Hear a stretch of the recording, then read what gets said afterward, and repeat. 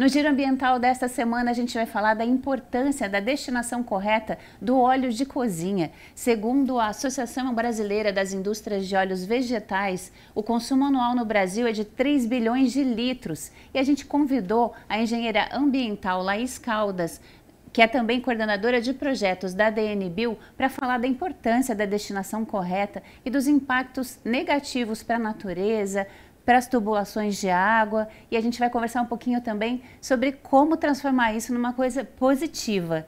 Muito obrigada pela sua participação, Laís. Bom dia, eu que agradeço. Eu queria que você falasse para a gente, então, sobre os danos primeiro, né? Quais são os impactos para a natureza, para o meio ambiente? Eu sei que a descarte incorreto do óleo, ele pode danificar os corpos da água, o solo. Fala um pouquinho para a gente sobre isso. Na verdade, quando o óleo vai in natura para as redes de esgotos, o primeiro dano que ele causa são nas tubulações nas próprias residências. Eles vão encrostando até gerar um entupimento na residência.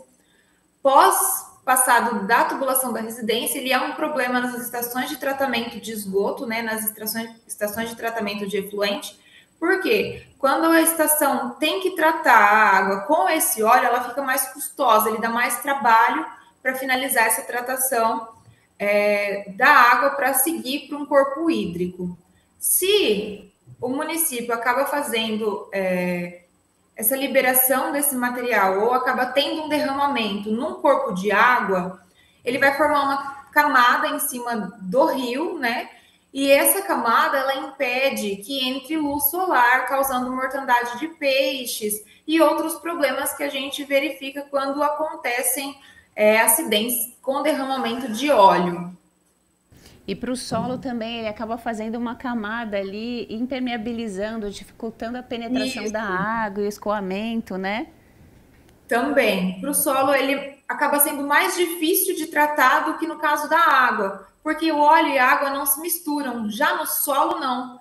Para fazer esse tratamento do solo, teria que fazer um tratamento muito mais caro para tratar esse solo, ou muitas vezes teriam que remover esse solo e descartar, assim, em aterros especializados, né? Tratando-se de pequenos derramamentos. Grandes derramamentos precisa ter um tratamento específico aí para fazer essa purificação de solo. E se a gente pensar no meio ambiente como um contexto geral, né? Tem o óleo de cozinha, tem o óleo automotivo, tem aquela poluição também que fica nas estradas e acabam indo para os corpos d'água. Então, retirar esses 3 bilhões de litros da natureza e dar a destinação correta é, no mínimo, uma super atitude, assim, uma coisa que a gente já faz que beneficia demais, né, Laís? Sim, só de não ter que tratar esse material na natureza já é um ganho muito grande. A gente economiza em dinheiro e em recurso natural também, tá? Até porque, se tratando de óleo, ele é uma matéria-prima viável, então ele pode se tornar outros produtos. Então, além de ser um material que, se fosse descartado de maneira incorreta, ele gera um problema, ao contrário, ele, se ele for tratado e processado da maneira adequada, ele é um insumo que deixa de poluir e deixa de ser necessário adquirir matéria-prima virgem para a produção de outros materiais. E aí, eu queria que você falasse para a gente, desse um pouquinho da dimensão do que pode vir a ser um óleo de cozinha destinado corretamente. Hoje, aqui na empresa, a gente trabalha prioritariamente com desmoldantes, que é a nossa principal finalização desse processo de reciclagem. Então, como a gente faz, tá? Estabelecimentos parceiros, projetos, residências, pequenos geradores, a gente faz a captação desse óleo, traz para a empresa, processa esse material, faz a finalização dele em produto, esse produto volta para a construção civil, né? Que é um insumo básico para a construção civil de pré-moldados, com uma laudação de produto biodegradável, então ele já não é mais poluente, ele não é nocivo para o meio ambiente, nem para o ser humano que está utilizando, porque é um produto vegetal. E a gente consegue reinserir esse produto no mercado para a área de pré-moldados. Uma segunda vertente que a gente também tem é para a área de limpeza de grandes indústrias. se torna um desengraxante de alta eficiência, removendo até as sujeiras mais pesadas, e faz esse processo de limpeza do equipamento. Um produto que, se não tratado, é um poluente, ele consegue se tornar um agente de limpeza de máxima eficiência. E Laís, eu vi que vocês têm 10 anos de existência, né? Você tem uma ideia de números, de quanto vocês já conseguiram recuperar nesse tempo todo? Olha, a gente já está aí, é um número bem alto, tá? Vou ser sincero e falar assim que especificamente o número não, mas a gente recupera em torno de 1 bilhão de litros de óleo por ano, em média, e essa quantidade vem crescendo. De 5 anos para cá, essa quantidade vem aumentando consideravelmente ano a ano, tá? Isso no nicho de vocês, mas também dá para ser aproveitado em sabonete, em detergente, em outros mercados também, né? Na verdade, nosso foco não é esse, tá? A gente trabalha mais com indústrias, então eu vou atingir mais um público industrial, voltado para a área de desmoldantes, desengraxantes, agentes para formas. Então, o nosso foco é mais a indústria. O consumidor final até tem algumas vertentes que utilizam o óleo, mas assim, não vou saber te explicar exatamente quais são as vertentes, porque acaba não sendo o Um de nosso segmento vocês. de comunicação. E sobre a questão da destinação correta, vocês acham que dá para crescer muito? Você disse que melhorou nesses últimos 5 anos, né? Você tem uma Sim. perspectiva de melhorar ainda mais? Precisa do apoio da sociedade civil, de campanhas, do poder público também? Como é que é? Hoje a gente nota que, principalmente quando o poder público se envolve e as campanhas são efetivas, a gente tem um aumento dessa captação, a população participa mais, tá? A gente entende que tem certas dificuldades de abrangência da população, principalmente com os novos padrões de consumo, então a gente tem uma certa dificuldade. Mas quando o poder público se envolve, as campanhas funcionam muito bem. A gente tem municípios exemplos que a gente realiza um projeto que as escolas se tornam um ponto de coleta, então a gente faz da escola um ponto de arrecadação, e quando o poder público, né, quando a prefeitura está empenhada, o projeto funciona muito melhor, a captação é muito mais abrangente no município, o que faz com que o município tenha um ganho ali direto em suas estações de tratamento de esgoto, que deixe-se de poluir uma quantidade mais substancial. Mas, assim, a população se conscientizando que esse é um recurso que pode ser descartado de uma maneira mais adequada, a gente já tem uma melhora também em relação à captação desse material. Até porque, quando a gente destina os materiais separados, né, a gente consegue um tratamento melhor, não só do óleo, como os materiais recicláveis também.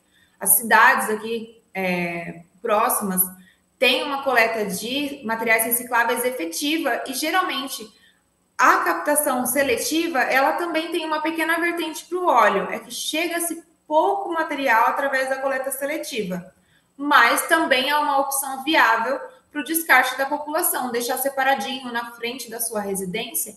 Tem pessoas que passam retirando esse material ou levar a um ponto de descarte mais próximo. Essa questão da coleta realmente é um desafio, né? Que as pessoas até têm a intenção, a vontade de separar, mas ficam meio perdidas para onde que devem levar e tal, né? Nós temos nossos canais, né, em relação a onde levar o óleo. Através dos nossos canais e redes sociais, a gente tem a informação dos pontos que a gente abrange, que fazem a captação desse material. Entrando em contato com a gente também consegue indicar o ponto de descarte mais próximo, tá? E alguns outros canais que atendem a nível de Brasil, quais são os pontos de destinação também. A gente também tem essa opção aí para a população, para sempre estar encontrando um ponto de descarte adequado mais próximo da sua residência. E quais seriam os canais para a gente entrar em contato, Laís? Nas nossas redes sociais, principalmente através do nosso Instagram, a gente divulga muito as ações que a gente realiza. Então, seria o @adn.bio. Está sempre disponibilizado onde tem os pontos de destinação mais próximos. A gente tem ali algumas informações. E caso não seja, a pessoa não tenha encontrado esse ponto de fácil visualização, é só entrar em contato através do nosso WhatsApp também, que está lá no nosso Instagram, que vai conseguir falar com a gente sempre está disponibilizando. Às vezes não está tão próximo a gente, mas está em uma outra região que a gente consegue indicar um ponto de descarte adequado, e através do nosso site também, www.adnbio.com, também tem essas informações, e principalmente lá está disponibilizadas as ações que a gente realiza ao longo do ano. Perfeito, Laís. Quero agradecer muito a sua participação aqui com a gente e esclarecer esse ponto tão importante, assim, que é uma coisa simples, que parece um rejeito, né? Pode virar algo tão impactante, tão importante aí para o comércio, para a indústria. E eu gostaria de agradecer também essa oportunidade de estar aqui conversando com você e falar também que pequenas ações movem o mundo. A gente acha que é só um pouquinho, mas de pouquinho em pouquinho, cada um fazendo a sua parte, a gente faz uma super diferença aí, principalmente com o meio ambiente e com as dificuldades que a gente vem enfrentando no dia a dia, que está em todos os veículos de notícia, né? Então, assim, é sempre importante fazer a nossa parte. Com certeza. Muito obrigada e parabéns pelo trabalho de vocês. Imagina, obrigada a você. Tchau, tchau. E para você que nos acompanha, continue com a gente, porque agora é hora daquele giro ambiental pelas curiosidades e notícias do Brasil e do mundo. A perda de 25% dos corais nos recifes brasileiros pode prejudicar metade das espécies de peixes. Para evitar o efeito cascata no ecossistema, é preciso impedir que a população alcance os recifes, bem como o turismo desregulado e global, além do avanço das mudanças climáticas. O impacto poderia resultar na extinção de metade dos peixes da região. A pesquisa foi desenvolvida pelas universidades brasileiras, federais de Santa Catarina e do Rio Grande do Norte e a estrangeira de Évora, em Portugal. Segundo o estudo, as atividades humanas e as mudanças climáticas são os principais fatores responsáveis por essa perda. A pesquisa alerta para a conservação desses organismos, já que 1 a cada 4 espécies marinhas vive nesses recifes, incluindo 65% das espécies de peixes. O efeito da extinção de corais pode se estender para além dos diretos e pode afetar também as funções das diferentes espécies do ecossistema marinho. Pesquisadores da Unesp identificam nova espécie de anêmona no mar de Ubatuba. Quando compararam o animal com outras espécimes, pesquisadores notaram que poderiam estar diante de uma nova espécie não catalogada no litoral paulista. A nova espécie foi batizada com o nome de Fabián Acuna, professor da Universidade Nacional de Mar del Plata, na Argentina, e reconhecido por seus estudos sobre o animal no Atlântico Sul. Estação de esqui nos Alpes fecha definitivamente por conta das mudanças climáticas. A ausência de neve fez os moradores de Sienne-les-Alpes, no sudeste da França, fechar definitivamente as suas portas. Os prejuízos econômicos foram determinantes para a decisão. A estação de esqui Grand Puy, administrada pela cidade, era composta por 24 quilômetros de pistas localizadas entre 1.370 e 1.800 metros de altitude. Em um referendo municipal, 71% apoiaram a proposta de encerramento das atividades depois do acúmulo de centenas de milhares de euros em prejuízos anuais. A ideia agora é que o município ofereça aos visitantes outras atividades esportivas e também de natureza. Essa não é a única estação de esqui a encerrar as atividades. Alpe du Grand Serre também fechará após 85 anos de existência. Praias de 2 cidades paulistas lideram o ranking de poluição por plástico. Mongaguá e São Vicente, ambas na Baixada Santista, litoral sul de São Paulo, estão na frente da produção de plástico entre toda a costa brasileira. Isso é o que aponta o estudo inédito realizado pela Sea Shepherd Brasil, uma organização de conservação marinha em parceria com o Instituto Oceanográfico da Universidade de São Paulo, a USP. Foram analisadas 306 praias brasileiras. Entre as 2 categorias de poluição por plásticos, Mongaguá é a primeira em microplásticos, com 83 fragmentos por metro quadrado, e São Vicente em macro-resíduos. Monitoramento de animais marinhos contribui para a conservação da biodiversidade do oceano. O Laboratório de Ecologia e Conservação da Universidade Federal do Paraná, via projeto de monitoramento de praias da Bacia de Santos, atua há mais de 8 anos no acompanhamento e avaliação da saúde da fauna marinha nas praias paranaenses.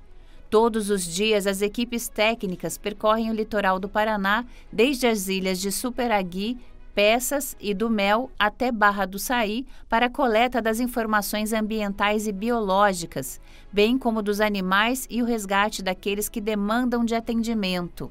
Em 2023, mais de 2.240 animais foram encontrados mortos. Entre as 37 espécies haviam pinguins, outras aves marinhas, tartarugas e mamíferos marinhos. O maior número de ocorrências foi no período de junho a outubro, o que se deve provavelmente pela migração dos animais. Também são resgatadas carcaças que revelam dados importantes sobre as espécies que ocorrem no litoral. Essas informações dão suporte para as ações prioritárias estabelecidas pelo governo brasileiro por meio dos Planos Nacionais de Ação para a Conservação de Espécies Ameaçadas de Extinção, contribuindo para a conservação da biodiversidade marinha e do Oceano Atlântico, reforçando a iniciativa global pela Década do Oceano. O projeto é uma exigência do Licenciamento Ambiental Federal, conduzido pelo IBAMA, para as atividades da Petrobras de produção e escoamento de petróleo e gás na Bacia de Santos.